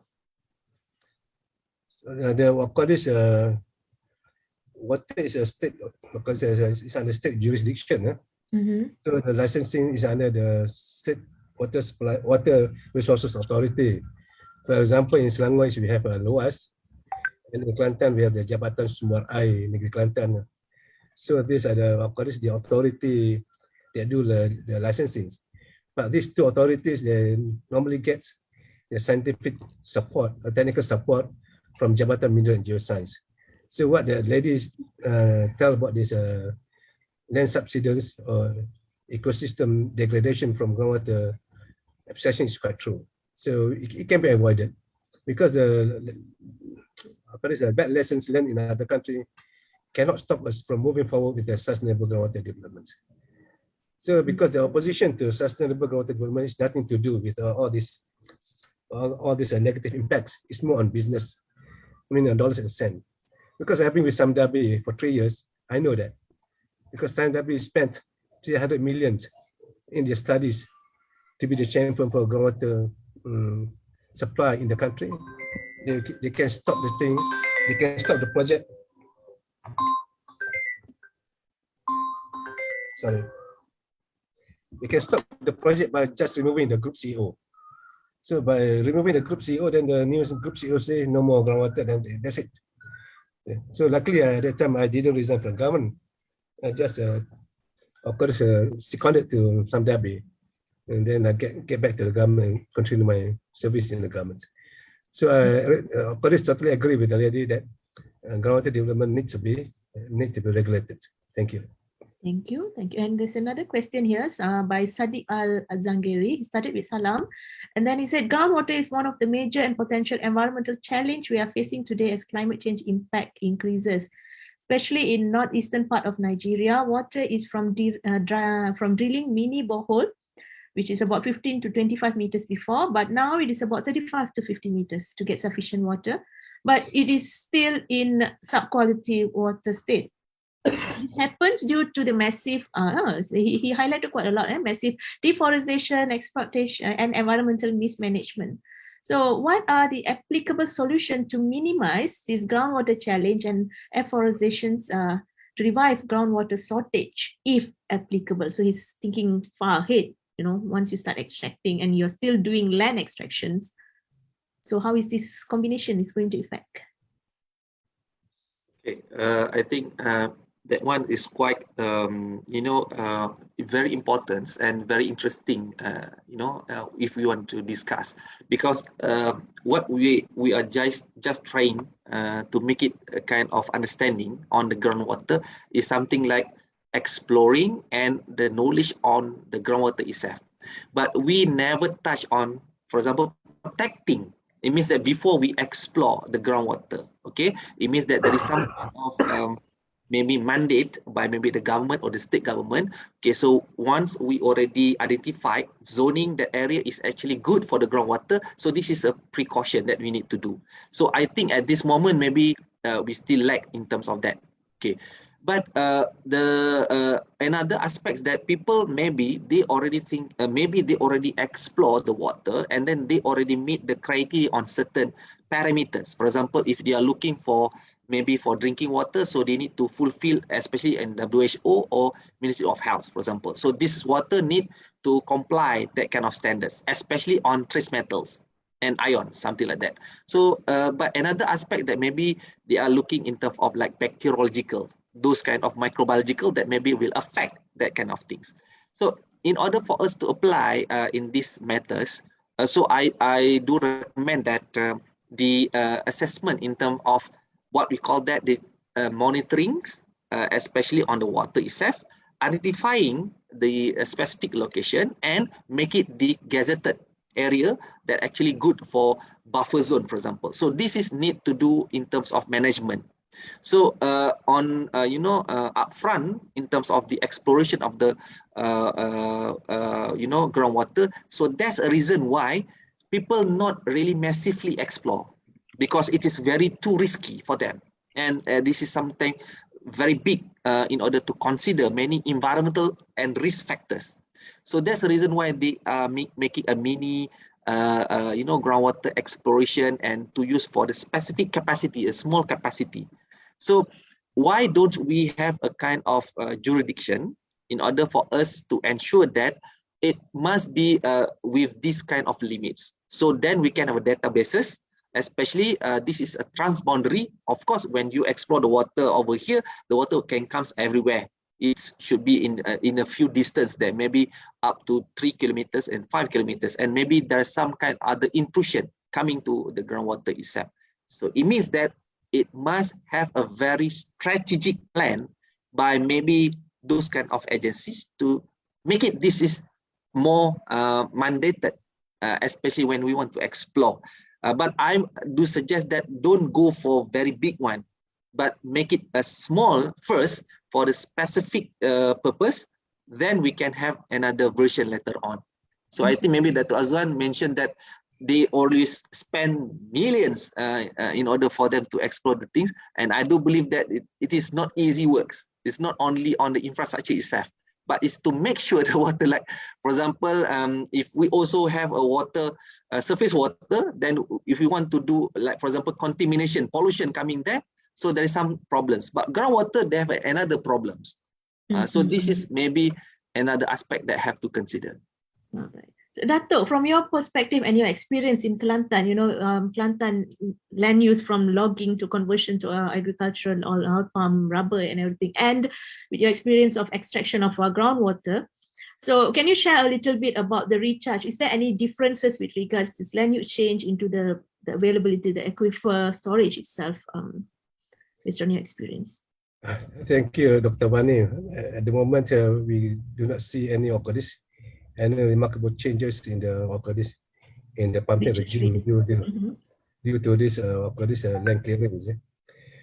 because the amount of water we are pumping is very small compared to the resources available. And furthermore, this land clearing is more affecting affecting the river water quality and also floods. So if you are not careful, then the floods will worsen because the erosion is building up and the rivers become silted and the river depth becomes shallower, and then the overflow of the river is more frequent. And also furthermore, the other problem with the development of groundwater for water supply in Kelantan is from shallow wells. Because I was so surprised when I first joined AKSB.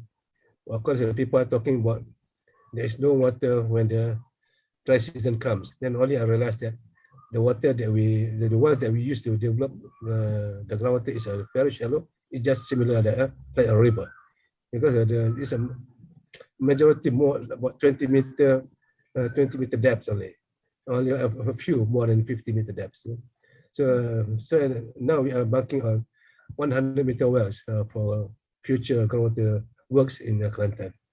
Thank you, Dr. Vani. Thank you, Datuk. So when you touched on erosion sediments, there's this one question actually from Mohamed. It started with salam. He said, Datuk, kabarnya Kelantan adalah negeri yang pakai air bawah tanah. Apa benar ada kajian yang telah dibuat berlaku pemendapan tanah sebanyak 4.2 plus minus 0.17 mm over year berpandukan GPS time series dalam jangka masa 1999 hingga 2016. Mohon pencerahan. Thank you very much, Dr. Vani. This study, I have no access to the study because I was informed in the media that the study was conducted by a UTM lecturer and Mr. Utago, New Zealand, isn't it? So we have no access on this. But talking about that kind of small subsidence is not dangerous at all, because should I say it's just a normal subsidence is more than that, is it? Normal subsidence is more than that, that quantity, more than that depth. So I think it's a localized study. We cannot say that with that kind of localized study can be applicable throughout the state, is it? So I was told the study is somewhere near the coastal areas in Kelantan, but I have no access to that report. Sorry, Dr. Vani. Thank you. So sometimes we can't just pinpoint in one particular factors. There's a lot of various factors and sites that we have to look into before we can comment actually. So thank you, Datuk. And there's this one question from Professor Zulkifli. So question to Datuk. The first one, there is a suggestion to increase the groundwater usage to 20% of the total water supply. Is this figure reasonable? So there's two questions. Let me just ask one by one. Because as far as I'm concerned, I prefer 30%. To reduce to 20%. And this the paper was initiated by Academy of Sciences Malaysia way back when in the early 2000s and 2001 most probably. So they got this following the droughts in Selangor. So it's more than feasible. For me, it's okay because I still believe that groundwater itself can handle all the water demands in our country. The only problem is that we need to conserve the water usage.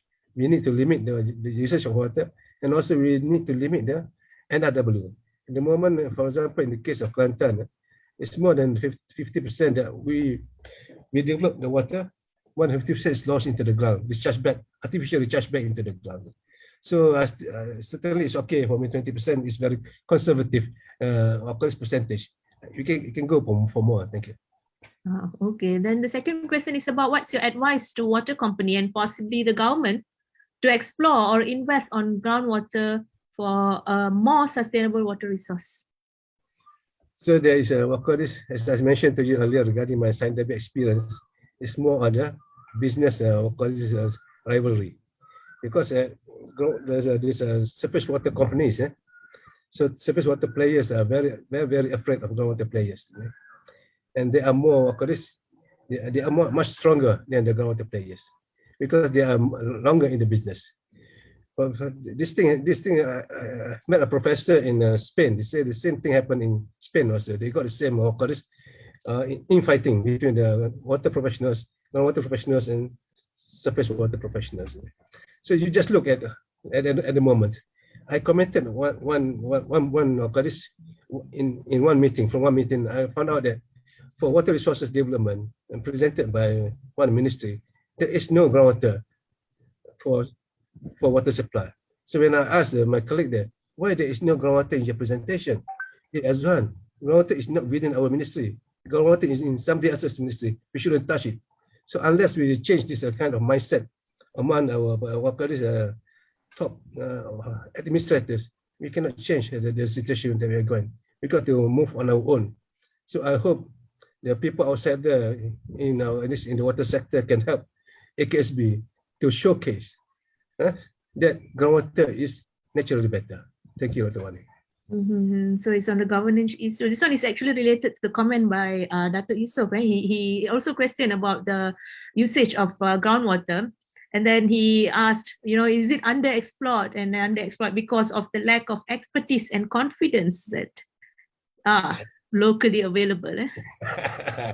So this is a chicken and egg situation. In order to have more expertise, we need the markets. Because there is no market no groundwater market in Malaysia. So of course, the expertise is not there. For example, to drilling 100-meter wells, there's only maybe one drilling company can do it in the country at the moment. Yeah, so because this is chicken and egg situation, we need to have the business first, then only the expertise can develop. And our consultant, sorry to say that, if they do not know groundwater, please don't enter into the business. Because, for example, for treating groundwater, it's only two simple processes that we need to do. First is aeration, and second is filtration. That's all. But at the moment, and I noticed that there's a lot of mismanagement with respect to not only groundwater development and also in groundwater treatment processes. So Datuk Yusof, I think the former LAP GM, my close friend, so he knows that because of this, of course, there's a lack of business, there's a lack of development in the groundwater industry. So we need the business first, then the competency in the consultancy, competency in the contractors will get better. Thank you, Dr. Vani. Well, it's simple for you to say that it is only two simple ways and methods and everything. Maybe because you're very seasoned in this field, so it's easy for you to see the solution and everything. So those who are venturing newly, well, it's different. And but now scientists actually found the answer whether chicken comes first or egg comes first. So I hope in this case, so here, Dr. Reza as well, he commented that the Denmark system is very interesting. A lot of small groundwater resources operated by the locals and privates to cover the local demands. So can I say that this is a very good practice in terms of sustainable groundwater abstraction and management? Yeah, I totally agree with that. It's a very sustainable groundwater management there. For example, how do they address the pollution? Because Denmark there's a lot of pig farming activities. Pig farming activities. So in order to conserve their water resources, they buy the nearby land in order to prevent the pig waste from entering the aquifer system. So to that extent, and also because of their scattered, their scattered, what should I say, and the decentralized systems, they only pumping small volume of groundwater from each installation. So there will be a reduced amount of drawdown, there will be a reduced amount of water level drops. And also in Denmark, I have not seen any projects on managed aquifer recharges. So I hope that I look forward to partner Twin City between Kota Baru and Copenhagen, so that we can be the champion for groundwater development in Malaysia as well as in Southeast Asia. So I hope UTM can assist us in this.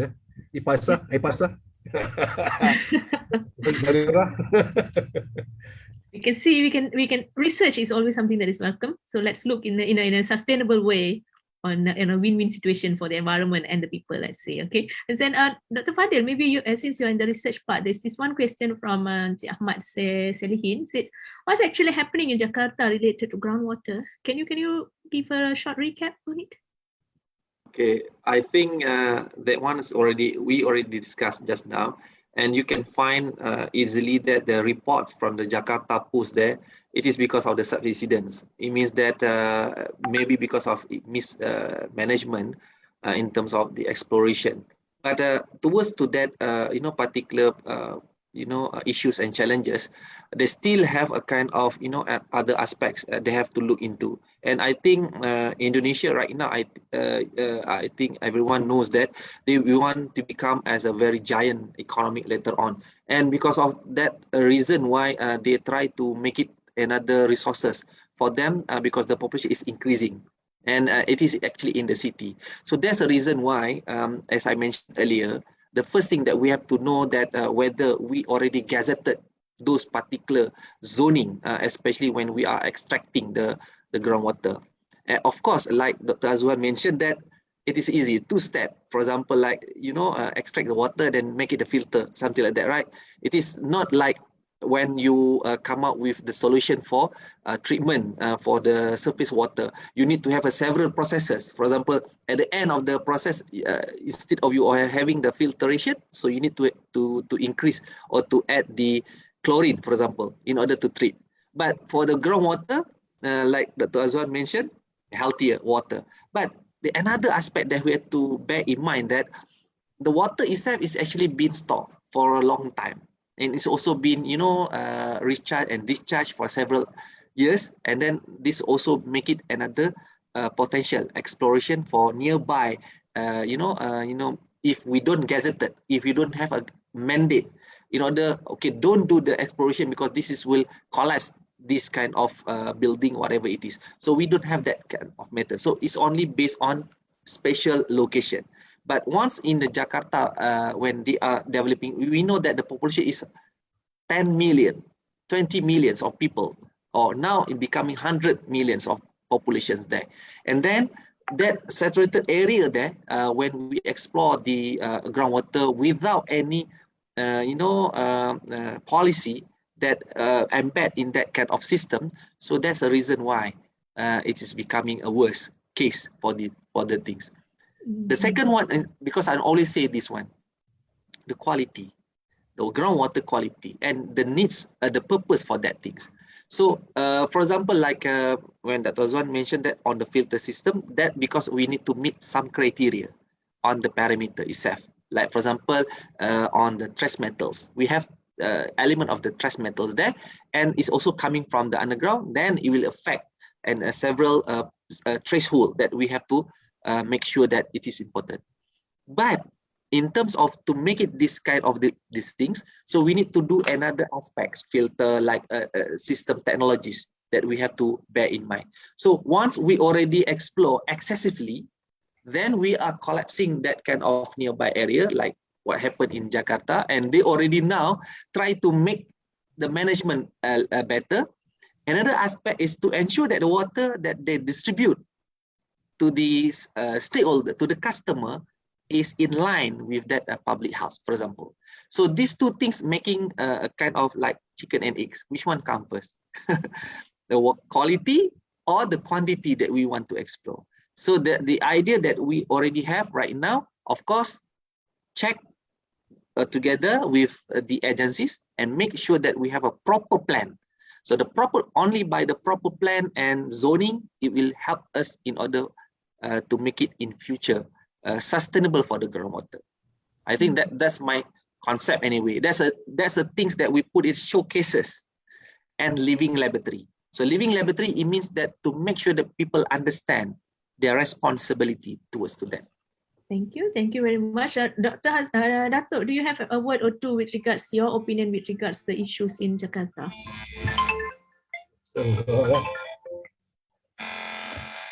regarding Paris, because in Jakarta there are two issues besides this besides the outward sections, is dirty groundwater. Because I think the sanitation issues in Jakarta is also no good, is it? So I'd just like to share regarding the and this water quality. So we do not know the contaminants in the groundwater until we test for that contaminants. So when I was doing my hydrogeology, my MSc in hydrogeology in in Birmingham, So the lecturer shared his experience with the Bangladesh arsenic problem. So the people in Bangladesh have been drinking this water for more than 20 years until they found that there's diseases occurs in the populations. Then only they know the test for arsenic. Very late, is it? Very late. So we only know the contaminants in the water when we test for it. If you don't test it, we say the contaminant does not exist. And also regarding Singapore, it's your neighbor there, yeah, Dr. Vani, Singapore, is it? Singapore is developing groundwater. They are going for the 5th taps. They got already 4 taps in Singapore. The local water resources, water from Johor, desalination and water. And they are going for the 5th taps is the groundwater resources. And they are seriously going into this. So mind you, if Singapore start tapping groundwater in Singapore, I'm sure the water is from Johor. I'm sure the water is from Johor. Thank you very much. And because they have awarded groundwater famous world hydrogeologist Professor Cherry during Singapore Water Weeks, I think sometime 5 years ago or 6 years ago in 2015, I think they gave the award to this Professor Cherry, who is a hydrogeologist. So they are very serious in developing groundwater. It's just like developing oil. You develop oil, maybe the oil come from your neighboring countries. Thank you, Dr. Vani. True, because Singapore is actually connected to us by land. It's not like an oceanic island like Sipadan Island or anything. Which comes to groundwater quality, that when you mentioned. So just quoting from one of my research in Kelantan, we were doing on the corings and everything. We actually found that Kelantan is naturally enriched with a radionuclide substance called thorium. So the reading is actually quite high. So I'm just curious, has this level been monitored in groundwater? Not to my knowledge. By the way, Dr. Van, at what depth are you talking about? Sorry? It's thorium-232. No, at what depth? Depth? Okay, the one that we took was surface. So it's about, the deepest one was 1.8 meters. That's it. Because if this thorium can be absorbed by the infiltrated rainwater, then there'll be a serious issue to the water quality. So I think, who can, your lab can analyze thorium from the... We accidentally discovered it for a different research. So we found that, okay, it's naturally abundant and it's quite rich in soils of Kelantan, actually. So that's why I'm thinking, how is it? Okay, moving apart. I think I'll ask my people to check for this, for the new water samples that we collect, so that finish you with the details. Thank you. And we have another question here from Justin from I'm not quite sure is it the name of the company, MUDENR. So he said, Datuk, is water resource management in Kelantan separated from the supply? So I refer as the case of Span and Luas in Selangor in terms of their roles. So the groundwater supply and the water supply roles in Kelantan. Because the water supply is a water supply activity in Kelantan is controlled by, is regulated by SPAN, so Jaya Permataan Negara, because they have amended the constitution by bringing water services into the common list. Is it? Previously, it was under the state list. They amended the constitution in 2005. Is it? And for water resources, both groundwater and surface water resources, they are being managed by Jabatan Sumber Air Negeri Kelantan. And for example, in Selangor, we got Lembaga Urus Air Selangor. Then in Johor, we got this Badan Kawasan Air Johor, I think. So that's it, Dr. Vani. Okay, all right, thank you very much. And then here, Mohamed here said thank you for you to atas nasihat dan dalil-dalil daripada Al-Quran untuk dibawa pulang. And semoga tafsiran ayat-ayat tersebut menepati maksud wahyu sebenar. And he's commented on that. And then he also further commented, as a Prof Fadhil, UTM showcase living lab. Apakah lab khusus yang boleh dijadikan uji kaji kuantiti air bawah tanah dan beban di permukaan tanah bagi memberi indikasi parameter keselamatan mendapan berlaku? Okay, terima kasih. I think soalan yang baguslah. Memang itulah tujuan kita buat webinar, supaya kita tahu apa yang kita boleh buat. Sebenarnya di UTM kita ada beberapa lab makmal. Salah satu daripadanya kita tahu bahawa IPASA kebanyakannya banyak berkait rapat dengan air lah. Maknanya apa saja yang berkaitan dengan sungai, air sisa dan sebagainya. So kita memang ada buat analisa, dan kita ada makmal kita sendiri yang mana kita ada testing in situ and ex situ lah. So in situ kebanyakannya yang data yang biasa yang kita ambil untuk check on the what we call that, macam pH, kita nak tahu on the conductivity and salinity lah, especially salinity part, especially dalam groundwater ni kita nak tahu intrusion tu kan. So that the things yang kita ada buat. Dan ada juga di lab ataupun pusat lain yang saya sebut tadi dalam saya punya slide, ada berkaitan dengan geotropika. So group mereka memang ada buat on the consultation berkaitan dengan settlement, dan alhamdulillah mereka membantu UTM dalam beberapa projek-projek tertentu, terutamanya projek cerun, ada yang dibuat di dalam UTM, projek cerun. Yang kedua adalah projek yang saya tunjukkan tadi di hutan rekreasi. Mereka buat salah satu daripada exploration untuk air bawah tanah dan melihat kepada potensi dan sebagainya. So mereka memberikan projek itu diberikan hasil daripada kita punya dana yang dibuat daripada UTM, di mana dipanggil Transnational Project. Dan di bawah projek itu diberikan agihan kepada beberapa researchers, dan salah satu researchersnya adalah di bawah geotropik tadi, dan yang kedua adalah GIS. So kita ada buat zoning and mapping di kawasan dalam kampus. So alhamdulillah ianya memberi itulah pentingnya kita ada showcase di situ, dan boleh digunakan sebagai salah satu pengalaman yang kita boleh bawa dan kita boleh gunakan di kawasan ataupun di tempat yang lain.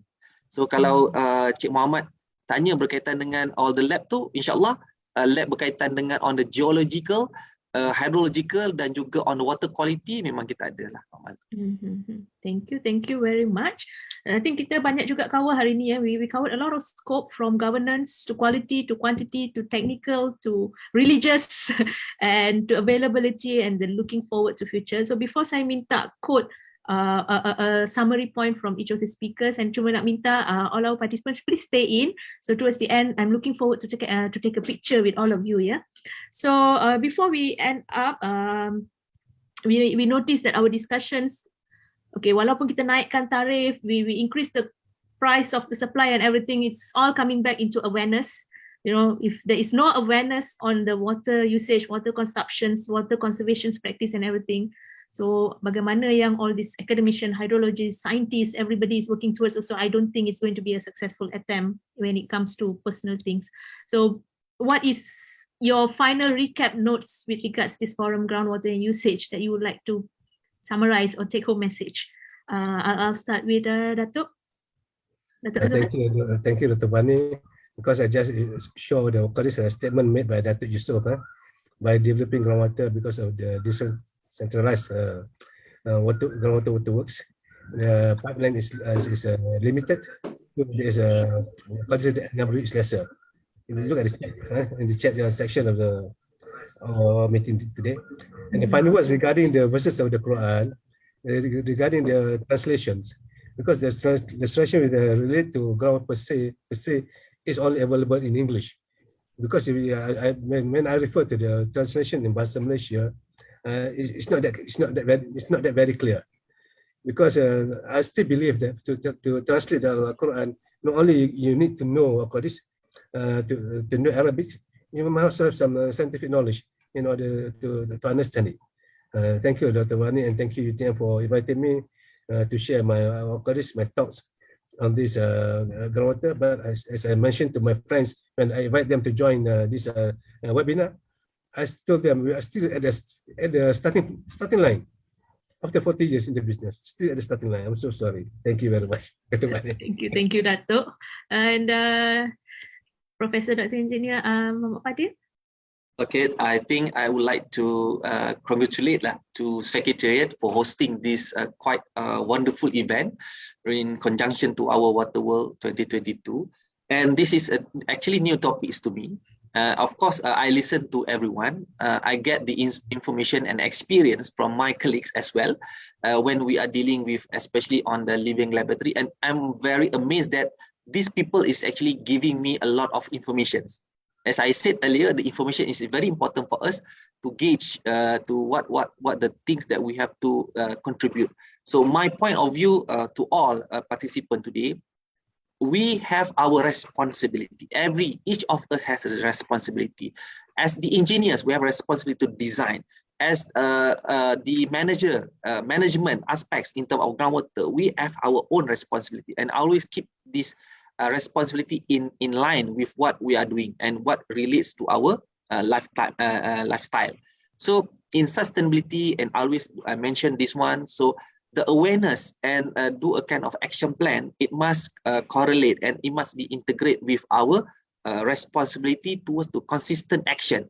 So it means that in groundwater, so we know that the issues and challenges keep coming, and we still listen, and we engaging many people around there. But please bear in mind that we only have one planet. We don't have any much. We only have one Malaysia. We don't have two Malaysia.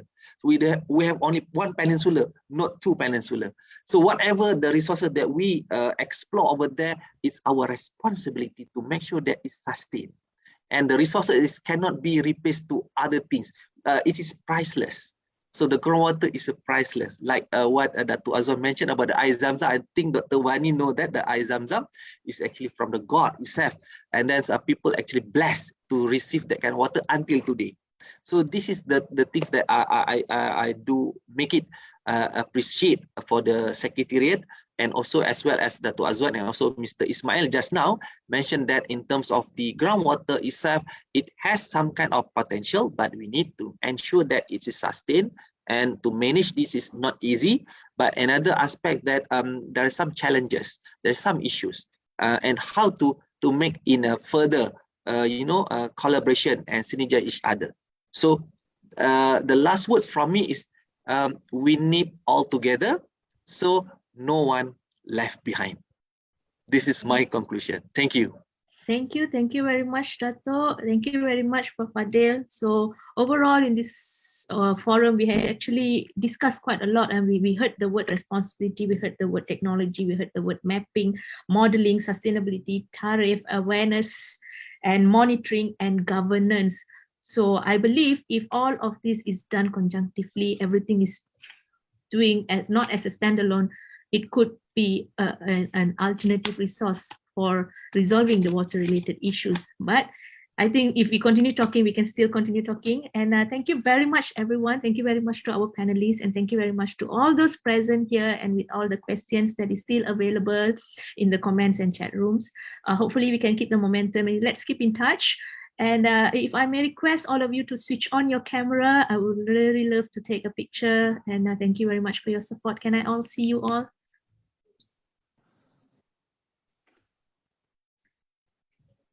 All right. I'll just give a few more seconds for everybody to turn on the camera. All right. So I have a few panels here. I have 4 panels. So just be prepared. Just keep on smiling because you don't know which panels you are in. So I'm going to start taking 1, 2, 3, 4 from panel 1. I'm moving to panel 2 now. 1, 2, 3, 4 from panel 2.